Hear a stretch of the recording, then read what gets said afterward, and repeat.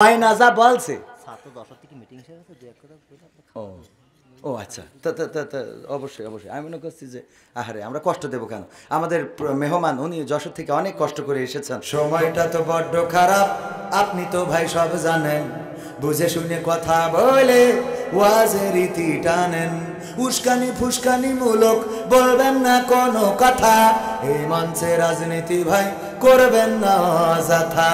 আমরাও ভাই কোরআন জানি মানি মোটামুটি, ঝামেলাতে থাকি মাঝে মাঝে নিয়ে ভোটা ভুটি। মক্তবেতে শিখেছিলাম আলিফ বা তা সা, কোরআন হাদিস মোটেও জানি না এমন কিন্তু না। তাই রাজনীতি চলবে না ও হুজুর, রাজনীতি চলবে না, তাই রাজনীতি চলবে না ও ভাই, রাজনীতি চলবে। এবার বলতো হুজুর শোনেন, যা বলতো সেটা নিয়ে আমি একটা গান বানাইছি। ও হুজুর এই মাহফিল এইবার প্রথম না আগেও হয়েছে, তাই বলতাম তাই কি? বলছে সেই মাহফিলে বিদেশ থেকে, ঢাকা থেকে, কলকাতা থেকে এক হুজুর আনিলাম, এত মধুর সুর কবরেতে গেলে পাবো ৭০,০০০ হুর। এমন ওয়াজ আছে না নাই? ঢাকা থেকে হুজুর আসিল, এত মধুর সুর কবরেতে গেলে পাবো ৭০,০০০ হুর। অনেক দোয়া আছে পড়লে কোটিতে সওয়াব, সারা জীবন পাপ করিলেও পেয়ে যাব মাপ। বাপ দাদারে নাজাত দিতে করেছি ৪০, আমার বেলায় ৪টা গরু গোয়াল ঘরে পোষা। আমি ও ভাই কিছুটা জানি মানি না তা না, ছোটবেলায় শিখেছিলাম আলিফ বা তা সা। তাই রাজনীতি চলবে না ও হুজুর, রাজনীতি চলবে না, তাই রাজনীতি চলবে না ও ভাই, রাজনীতি চলবে। এবার বলছে হুজুর শোনো, মনে করছেন আমি কিছুই মানি না? মানি। আমি বললাম কি মানেন? হুজুর মিলাদ করি কি আমি করি, যাই বাবার মাজারে, হয়তো একটু বিড়ি টানি সালুয়াহাটির বাজারে। আছে না নাই? মিলাদ করি কি আমি করি, যাই বাবার মাজারে, হয়তো একটু বিড়ি টানি রাজগঞ্জের বাজারে। ফজর নামাজ হয় না পড়া, থাকি তখন নিদে, আল্লাহর কসম হয় না কাজা নামাজটা 2 ঈদে। 2 ঈদে নামাজ কাজা। এরকম পীর সাহেব আছে না নাই? আছে। মানে কি দেখবেন ঈদের জামাতে নেতা সামনে জায়গা দিয়া লাগে সামনের কাতারে, ও যতই পিছনে আসুক সামনের কাতার। ইমাম সাহেব 6 তাকবীরের সাথে আর আহলে হাদিস অনুযায়ী 12 তাকবীরের সাথে ঈদের নামাজ পড়ে। এ নিয়ে মত পার্থক্য করা যাবে না, দ্বন্দ্ব করা যাবে না। হয়তো ইখতিলাফ থাকতে পারে, দ্বন্দ্ব করার দরকার নাই। আমরা পড়ি 6 তাকবীরে। কয় তাকবীরে? 6 তাকবীরে। যখন ইমাম সাহেব তাকবীর দেয়, উনি রুকুতে যাই বসে থাকে, রুকুতে যাই দেখে কই কেউ তো নেই। জানাজার নামাজ কয় তাকবীরে? 4 তাকবীরে জানাজার নামাজে নেতা এসে দাঁড়ায়। যখন ইমাম প্রথমেই সানা অথবা সূরা ফাতিহা যেটাই পড়েন, 2টাই হবে, ইখতিলাফ করার দরকার নেই। ইখতিলাফ আছে পড়ায় যখন ইমাম সাহেব দ্বিতীয় তাকবীর দেয় জানাজায়, উনি রুকুতে দাঁড়ায় কয় কি রে একা কে? ঠিক না ভাই? ঠিক আছে না নাই? হুজুর মিলাদ করি কি আমি করি, যাই বাবার মাজারে, হয়তো একটু বিড়ি টানি মনিরামপুরের বাজারে। ফজর নামাজ হয় না পড়া, থাকি তখন নিদে, আল্লাহর কসম হয় না কাজা নামাজটা 2 ঈদে। নিয়মিত চেষ্টা করি পড়তে জুম্মা নামাজ, সেদিন শুধু হয় না পড়া, যেদিন থাকে কাজ। 3টা জুম্মা করলে কাজা মুসলিম থাকে না, এই হাদিসটা ভালো করে আমার আছে জানা। তাই রাজনীতি চলবে না ও হুজুর, রাজনীতি চলবে না, তাই রাজনীতি চলবে না ও ভাই, রাজনীতি চলবে। এবার বলছে হুজুর শোনেন এখনো বাকি আছে। আমি বললাম কি বাকি? বলছে এই যে কোরআন আমি পড়ি, আমার বউ পড়ে, আমার শাশুড়ি পড়ে, আমার শালিও পড়ে। আমি দেখেছি শালি পড়েও দেখেছি, কথা কয় না। আছে না নাই? বোর থেকে শালির খবর রাখে বেশি, এরকম আছে না নাই?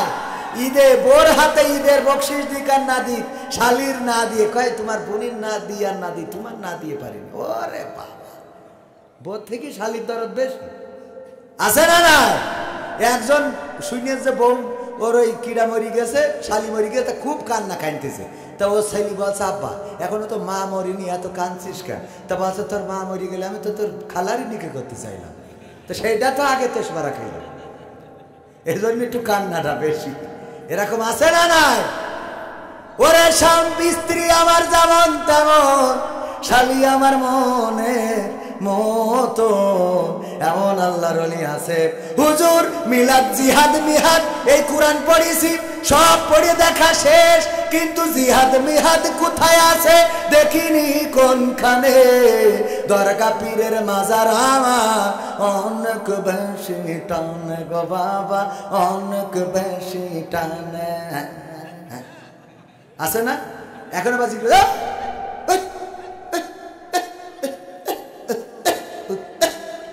এই দেখিছেন কি জিকির কোনে পায় কি আল্লাহ সেই ভালো জানে। এইগুলো ইসলামের গুড। আমাদের মাঝে মাঝে অনেকেই বলে যে আমরা নাকি হাসি রহস্যের জিনিস বানাইছি ইসলামটাকে। আমি যতগুলো নাটক যতগুলো ফোন কল করেছি বলেন তো একটাও অমূলক অপ্রাসঙ্গিক একটা দেখাইতে পারবেন? একটাও দেখাইতে পারবেন না, সব প্রাসঙ্গিক।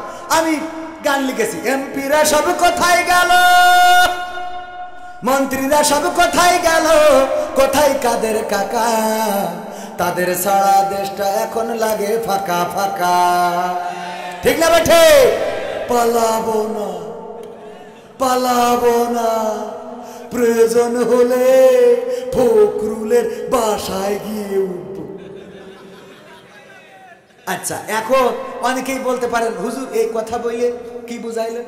আল্লাহ সূরা সফের 2 নম্বর আয়াতে বলতেছে, পবিত্র কোরআনের 61 নম্বর সূরা 28 নম্বর পারা 2 নম্বর আয়াত, ইয়া আইয়ুহাল্লাযীনা আমানু লিমা তাকুলুনা মা লা তাফআলুন। হাফেজ যারা তারা তো অর্থ বুঝতে পারিছেন নাকি? আল্লাহ বলছে ওগো ঈমানদারেরা তোমরা এমন কথা বলো না যা তোমরা কাজে করো না। কথাটা কার? তাহলে আমার ওবায়দুল কাকা বললো পালাবো না, কাজে করিছে? কথা কয় না, কাজে করিছে? তাহলে এই গান আমার কোরআনের সাথে মিল আছে না নাই? কারণ আল্লাহ বলছে এমন কথা বলো না যে কথা তোমরা কাজে করো না। এই কথা বলে আবার এখন তাদের খুঁজে পাচ্ছি না, হেরিকেন কেন, টর্চ লাইট কেন, সার্চ লাইট কেন, হঠাৎ শুনছি যে এই বর্ডারে ধরা খেয়েছি তাও মিশি মিশি হারাই গেছে। ঠিক না বেটে? এই কথা কয় না? খারাপ লাগছে আপনাদের? আল্লাহ বলছে ইয়া আইয়ুহাল্লাযীনা আমানু লিমা তাকুলুনা মা লা তাফআলুন। ওগো ঈমানদারেরা এমন কোন কথা বলো না যেই কথা তোমরা কাজে পরিণত করো না। কাবুরা মাকতানা ইনদাল্লাহি আন তাকুলু মা লা তাফআলুন। আমার আল্লাহ বলছেন এটা আল্লাহর কাছে অত্যন্ত অপছন্দের, অত্যন্ত ঘৃণার, অত্যন্ত ক্রোধের, অত্যন্ত রাগের যে তোমরা মুখে যা বলো কাজে তা পরিণত করো না। কত টাকা? জোরে বলেন কথাটা কার?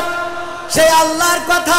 দেখেন আমার সাবেক প্রধানমন্ত্রী বলল হাসিনা পালায় না, কথা কয় না, বলেছে না বলে নাই? তাহলে বঙ্গভবনে আমরা যাওয়ার আগে হঠাৎ দেখি নেই, পরে শুনলাম হেলিকপ্টার চলে গেছে। কথা কাজে মিল রেখেছে? তাহলে কোরআনে এই কথা আছে না নাই? কথা কয় না? আছে। আমার ভাইয়েরা এবার তাহলে পরের কথায় আসি। আল্লাহ সেই আগের নেতা কি বলতেছে? জিহাদ মিহাদ কোথায় আছে দেখিনি কোনখানে, দরগা পীরের মাজার আমার অনেক বেশি টানে গো বাবা, অনেক বেশি টানে। কোরআনে জিহাদ আছে না নাই? পাইনি কেন? পাইনি কেন? জিহাদ খুঁজে পায় না আল্লাহর ওলিরা, পাই না কেন বলেন তো? একজন বলেন তো। কয় পড়তে পারেন? পড়িয়েছে আগামাতা সব পড়ি, বলছে 3 খতম দিয়েছি, তাও খুঁজে পাইনি। 3 খতম দিয়া হই বলছে হুজুর আমার আব্বার কবরে পৌঁছে দেন। আসে না? কয় আমার বউ 1 খতম কোরআন শরীফ পড়েছে, আপনি নিয়ে আমার আব্বার কবরে পৌঁছে দেন। তা আমি বললাম দেন কই? তা বলছে পড়েছে, আপনি পৌঁছে দিয়ে। তার মধ্যে এখন পরিস্থিতি গেলে তো আমারও মরতে হবে, কারণ কেউ যদি মালয়েশিয়ায় থাকে তা যদি কয় যে ভাই এই পিঠে বানাই দিলাম, আমার অনেকে আডা ওরাং ডুডু মালয়েশিয়া ভূত হয়ে গেন, মালয়েশিয়ায় ছিলেন এমন কেউ আছেন এখানে? হ্যাঁ আডা ওরাং, হ্যাঁ দোয়া থেকে ওরাং আডা, হ্যাঁ আলহামদুলিল্লাহ। তো এখন যদি বলে মনিরামপুরের মকসেদ আলী আছে, আপনার তো বন্ধু মানুষ, আপনি এই রুটিগুলো ওর কাছে পৌঁছে, তা আমার মালয়েশিয়ায় যাওয়া লাগবে না? তা ওই যে যারা এসে কয়েক 20,000 কালেমা পড়েছি কবর পিতা মর্তিতে হবে না, মরলে ওখানে যে দিয়ে আসো কি? তা সেটা বাদ দেন, ও দেখি না যায়, অত কথা দরকার নেই। আমি যেটা বলছি, কোরআন পড়িয়েছে, 3 খতম দিয়েছে, তাও জিহাদ খুঁজে পাইনি। কারণটা কি? না কয় স্বার্থে। ওরে বাবা রে, এই আমি উদাহরণ দিই, আমার প্রধান চেয়ারম্যান সাহেব, চেয়ারম্যানের কথা, আমি সভাপতির কথা বলি। সভাপতি সাহেব মনে করেন যে এই অনেক বুদ্ধিমান মানুষ, তো হুজুর মানুষ, মাওলানা মানুষ, তো উনি একটা মুদিখানার দোকান আছে রাজগঞ্জে, ওই মুদিখানার দোকানে একটা কর্মচারী লাগবে, তা কর্মচারী না রেখে একটা ময়না পাখি কিনেছে, কারণ লোকের ভিড় হয়ে যায়, গেলেই ওনার একটু হিমশিম খায়, যে সবাই এসে কয় এই বিস্কুট দেন, এই চা দেন, এই এ দেন, এই তা দেন। তো উনি একটা ময়না পাখির বাড়ি বোর বলিতেছে যে শিখাবা, লাইন দাও, এক এক করে এসো, লাইন দাও, এক এক করে এসো। এখন এই ময়না পাখি শিখেছে, লাইন দাও, এক এক করে এসো, লাইন দাও, এক এক করে এসো। এটা শিকার পরে উনি ওই পাখি নিয়ে যেয়ে তো খাঁচায় ওই যে দোকানে টানাই দিয়েছে খাঁচার মধ্যে। যখনই লোকের ভিড় হয়ে যায় তখন ওই ময়না পাখি ডাকে, লাইন দাও, এক এক করে এসো, লাইন দাও, এক এক করে এসো। তো মানুষ কয় দেখো পাখি তাই বলছে লাইন দিয়ে এক এক করে এসো, সুতরাং মানুষ তোমরা একটু লাইন দাও। সবাই লাইন দিত, যে পাখি বলতেছে, যদি কথা না শুনলে কেমন হয়। এখন ওই রোজার মাস ওই দোকানে সিমাই বেঁচেছে, কিন্তু ডেট এক্সপায়ার, গত বছরের সিমাই এই বছরে বেঁচেছে। খাওয়ার পরে সবাই টয়লেটের সাথে যাওয়া আসা। পরের দিন রাগ হয়ে গেছে, গেছে রাজগঞ্জে, উনার ধরি উত্তম মাধ্যম দেওয়া শুরু করেছে, কলার ধরি টেনে নিয়ে বলছে যে এই যে সিমাই খাইয়ে সবার পেট খারাপ করেছে। আর মায়ের যখন দেখছে লোকজনে জড়ো হয়ে গেছে, এই আমারও বেকায়দা হয়েছে, আরেকজন কয় আমারও বেকায়দা, আরেকজন কয় আমারও বেকায়দা হয়ে গেছে। পাখি কয় লাইন দিয়ে এক এক করে এসো, লাইন দাও, এক এক করে এসো। এখন এই যে গণধুলাই শুরু হয়েছে, এমনি তো যদি একটা দুটো মারে মানে ভিড়ির মধ্যে, তাও তো 2-1টা কম খাবে, কিন্তু লাইন দিয়ে যদি এক এক করে আসে, তাহলে একেবারে রাজগঞ্জতে ভ্যানে করে কাফনের কাপড় নিয়ে বাড়ি আসা লাগবে না? ঠিক না বে ঠিক? এখন